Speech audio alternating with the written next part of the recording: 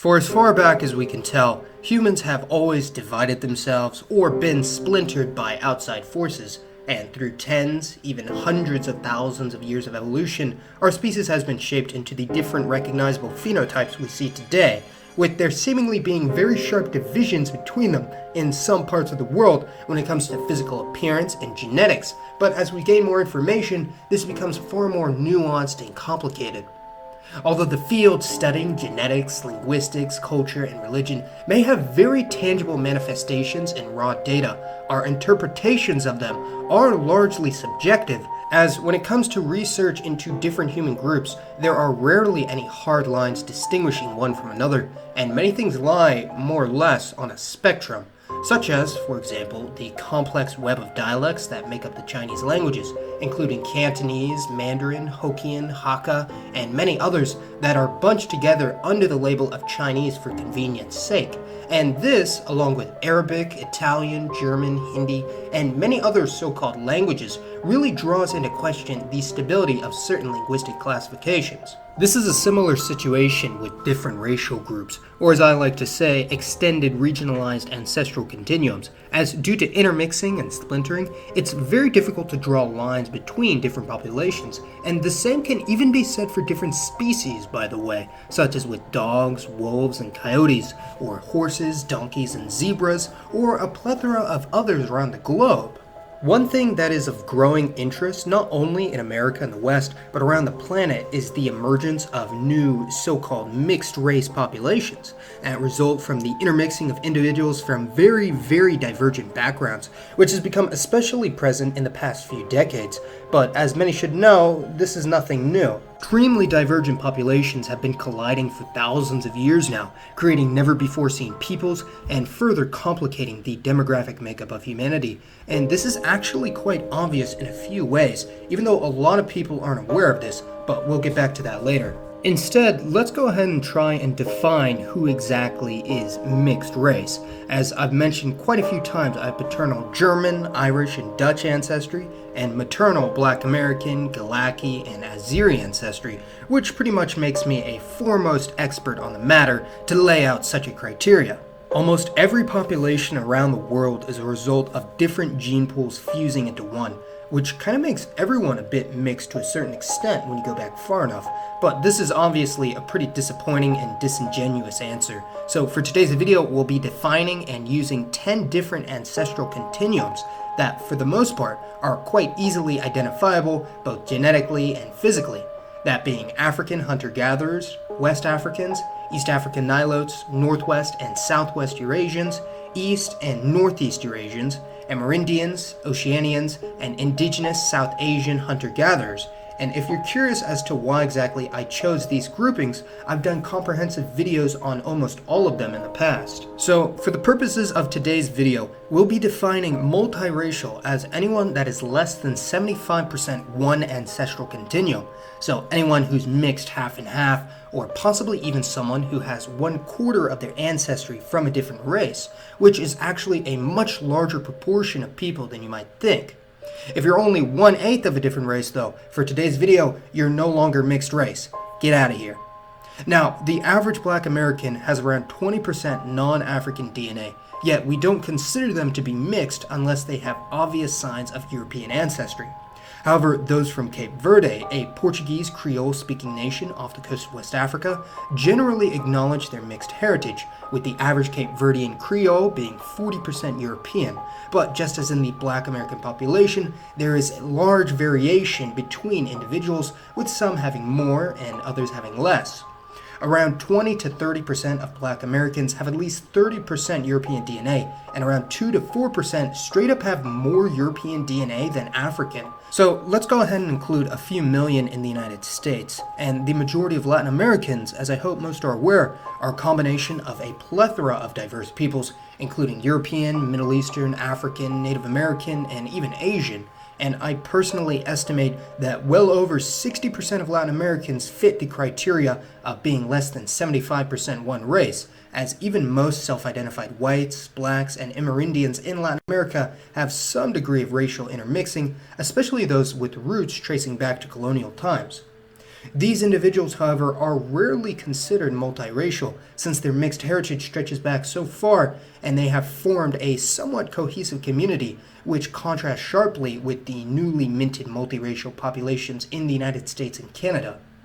Excluding the much older mulatto community that stretches back hundreds of years and generally was absorbed by the larger black population, the vast majority of multiracial individuals came into existence after the 1960s in Northern America, with the exception of Hawaii, which was always a sort of international melting pot for different groups. Although only 3% and 1.5% of the US and Canada's population identify as multiracial respectively, when including the mulatto, Métis, and mixed Latino or mestizo populations, these numbers swell to nearly 20% and 5% of these countries, which, outside of the mestizo and Métis communities, both of whom are predominantly Native American and European, the next largest would be those of white and black, white and Latino, white and Native American, white and East Asian, white and South Asian, black and Native American, black and Latino, Asian and Latino, white and Pacific Islander, and even many triracial combinations such as white, black, and Native American, which is actually more common than you might think, especially in southern states such as North Carolina, Oklahoma, Tennessee, or Mississippi. So, being conservative, I would estimate this to be at least 500 million people across the entirety of the Americas that could be considered mixed race, which is around 50% of both continents. Quite the impressive feat for a handful of Spaniards half a millennium ago, but we're not done yet, not even close. You'll have to forgive me for being brief, as we've already discussed most of these groups before, but there are many so-called races in the old world that are thought of as homogeneous, but are actually descended from many diverse groups, with the largest that come to mind being the South Asians, historically split between the larger ethnic macro groups of the Indo-Aryans, Dravidians, and Munda, or Indian Austroasiatics. Some people tend to think of Indo-Aryans and Dravidians as two distinct peoples, but the truth is it's really more of a spectrum than anywhere else on Earth when it comes to both genetics and culture.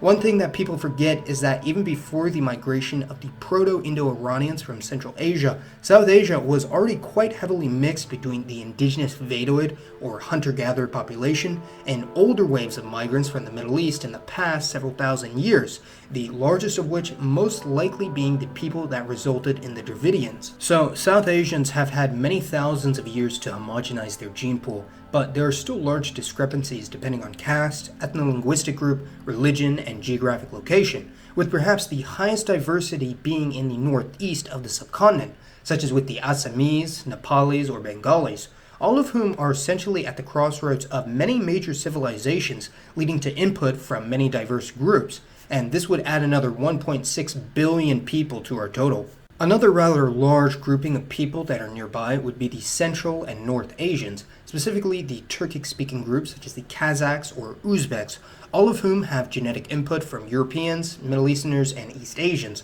with the Central Asians originally being an Iranic people halfway in between Europe and the Middle East. After the Mongol and Turkic invasions, these Indo-Europeans were mostly wiped out and assimilated into the new Turkic-dominated region, which extended from Persia to Eastern Europe to China, and similar to the Latinos and South Asians, admixture rates largely vary by community and ethnic group, with these various mixed Turkic ethnic groups numbering at least 80 million people when you include the Afghan Hazaras, who are essentially Persian-speaking Turks. The last major region where the bulk of the population is mixed would be the Horn of Africa and much of the Sahel, essentially the transitional zone between North Africa and Sub-Saharan Africa, with the Afro-Asiatic-speaking Horn Africans being a combination of the same Nilotic strain found in Sudan, along with an ancient Western Eurasian migration from the north. And the Habesha ethnic groups, such as the Tigrinya, actually have even more Western Eurasian admixture since they have more recent Semitic DNA from a migration from southern Arabia.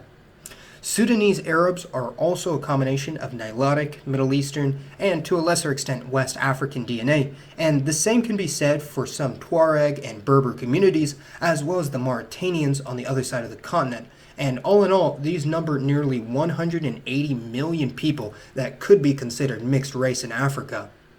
Two smaller regions with mixed populations are both actually tied to the Austronesian expansion, with Austronesian sailors spreading out from Southeast Asia to the Pacific Islands, with the Melanesian, Micronesian, and Polynesian peoples having around 25, 55, and 70% East Asian ancestry respectively, with the rest belonging to the indigenous Papuans, and the other major migration wave made it all the way to Africa, where they settled on Madagascar, mixing with Bantu migrants to become the Malagasy, who are of mixed African and Asian descent, with mixed Austronesians numbering some 30 or 40 million. Creole groups across the planet, mixed race ethnicities that are mostly a result of European colonialism, are a diverse assortment spread out over every continent and number perhaps 15 to 20 million worldwide, including such peoples as the Anglo-Indians, Burghers, Cape Coloreds, or Kristang. Other people groups that we don't generally think of as mixed, but absolutely do have some degree of racial intermixing within the past couple thousand years at least, would include many Jewish groups around the world, such as those in India, Europe, or China, where Jewish men of Middle Eastern origin intermix with local women, or the people of the Canary Islands in Spain, wherein Spaniards conquered and intermixed with the native Guanche of North African origin, or many South African Bantu peoples such as the Tswana or Xhosa who have significant Khoisan admixture, and even most Japanese, especially from the northern island of Hokkaido, who are mixed between the Yayoi from the mainland and the indigenous Jomin or Ainu, who are of a separate strain than other Eastern Eurasians. All in all, this totals to around 2.5 billion people out of 7.7 billion, or around a third of mankind that has a large degree, over 25%, of racial intermixing, with much of this varying considerably, with groups who intermixed many thousands of years ago, such as in India or Ethiopia, and hence have somewhat homogenized, or groups that mixed only a few hundred years ago, such as with Latinos, with there still being a huge degree of variation in that region today. So really, who knows exactly just how many people could be considered mixed race around the world, or even what the criteria for this is anyways. Please let me know your thoughts on all of these fascinating mixed groups from around the world, and for today's poll, go ahead and tell me which mixed group you find to be the most interesting. And as always, thanks for watching everyone. This has been Mason, and I'll see you next time.